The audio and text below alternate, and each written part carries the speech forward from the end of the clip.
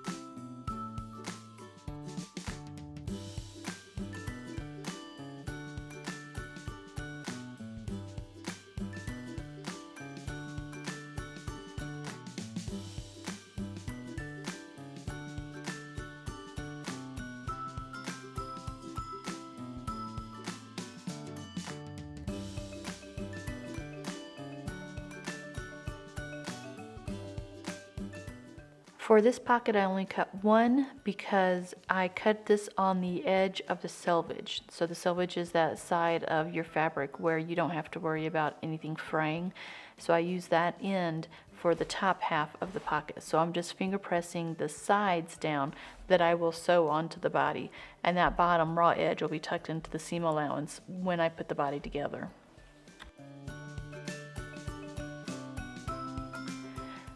You can see here I've already sewn the one short edge of the actual pencil pockets, because the bottom edge of the raw bottom edge and the raw side edge, which was not sewn, will be tucked into the seam allowance of the body, just like that smaller pocket. So all those raw edges will go into the seam allowance of the body once it's put together. So I'm finger pressing, and I'm probably in the background going to iron everything so that it's all nice and flat and the seams are aligned where they're supposed to be. So here I'm working with the flap. I've decided to fold it in half so that way my corners meet. I'm going to cut my corners so they have a little angle to them, and I folded one in half so I can match up my angles, and then I'll use that one as a pattern for the second one when I sew it all together. So I'm kind of eyeballing it, trying to figure out how much I want off that corner. It wasn't a whole lot, it was just a little bit. And then once I made my mark, then I drew in my seam allowances so that everything would be even and it would look right. So there's my seam allowance, it's a 1/4 inch. I love this ruler, by the way, because I can get a 1/4 inch all over the place and it's awesome.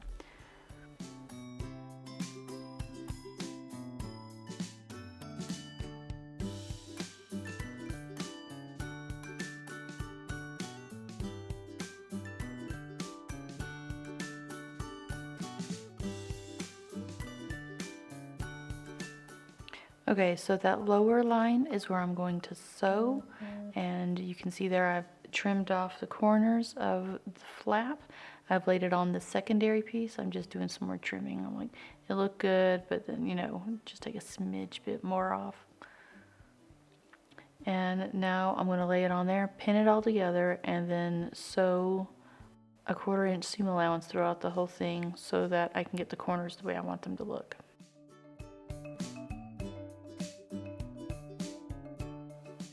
Alright, now that everything's sewed up, we're going to trim the corners, we're going to trim the seam allowances, and we're going to flip everything inside out.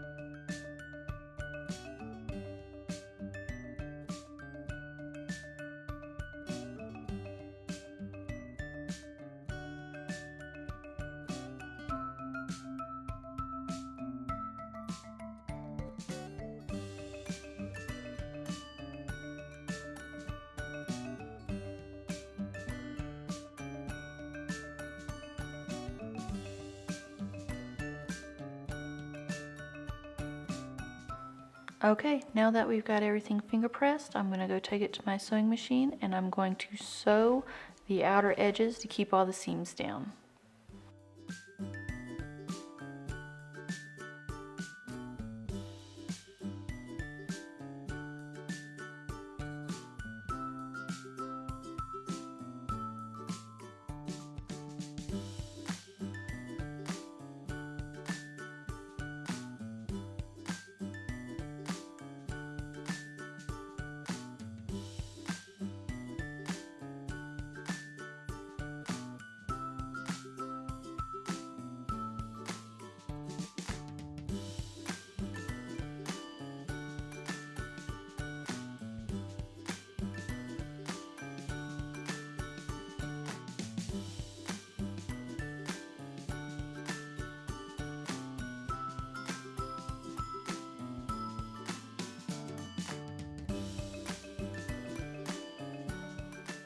So when you're laying out your pockets and your flap, don't forget to put in your closure, your shoelaces, your elastic, whatever it is.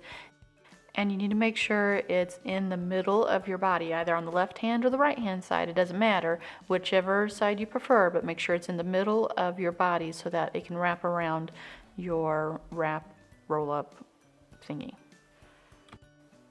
So I lost the footage of me showing you where to place the flap at, which is why you have this picture.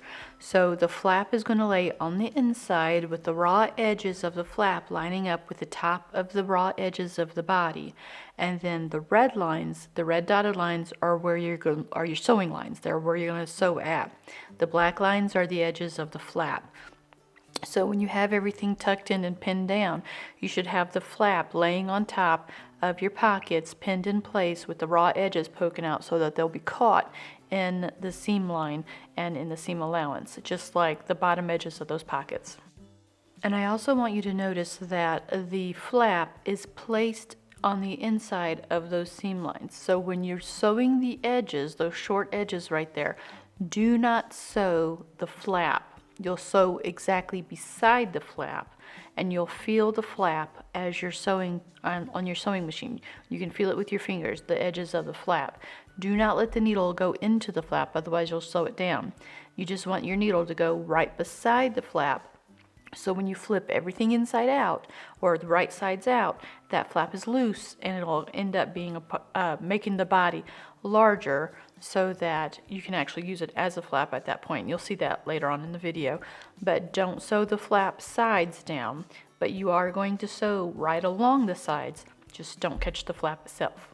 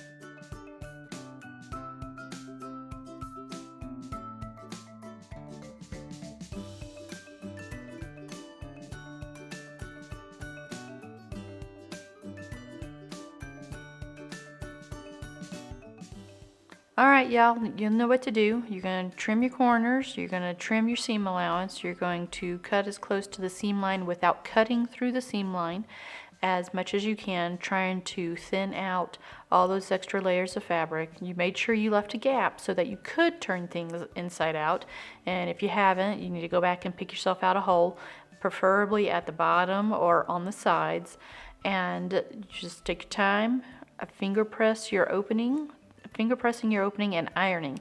Ironing every step will help you with your sewing and make it look a lot more professional. Once you're done with that, flip it all inside out and iron everything out again.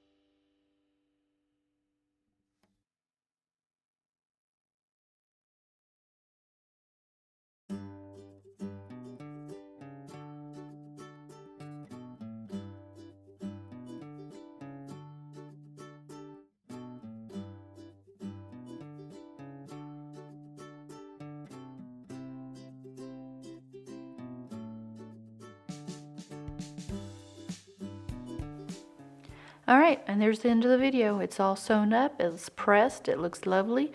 You're going to pop all your pencils, your pens, your scissors, your crayons, whatever it is you want to use it for.